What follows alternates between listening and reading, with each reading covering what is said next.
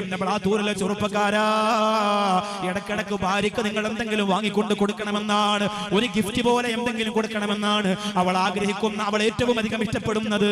നിന്റെ പ്രിയപ്പെട്ട ഭാര്യക്ക് ഇടക്കിടക്ക് വാങ്ങിക്കൊണ്ട് കൊടുക്കണമെന്നാണ്.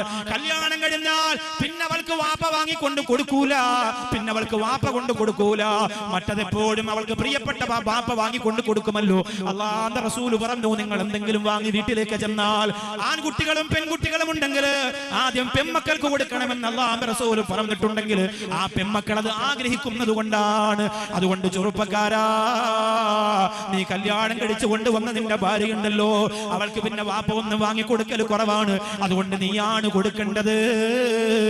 വല്ലപ്പോഴും ഒരു ഗിഫ്റ്റ് ആയിട്ട് ഒരു പ്രിയപ്പെട്ട ഭാര്യക്ക് സമ്മാനങ്ങൾ കൊണ്ട് കൊടുക്കുക.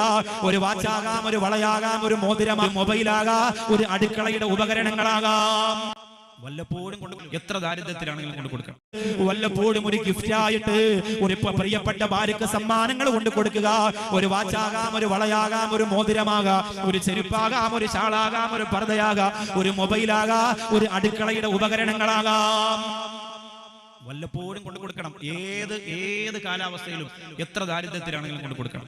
അപ്പോ അങ്ങനെ കൊണ്ട് കൊടുക്കുമ്പോ സന്തോഷമായിട്ട് അത് വാങ്ങിയിട്ട് അവൾ ചിലപ്പോ പറയും, ഇപ്പോഴത്തെ സാമ്പത്തിക ബുദ്ധിമുട്ടിന്റെ സമയത്ത് വേണ്ടായിരുന്നല്ലേക്കാ, എന്നാലും ഉള്ളിൽ ഇങ്ങനെ ഒപ്പന അടിക്കുന്നുണ്ടാവും, അൽഹംദുലില്ലാഹ്.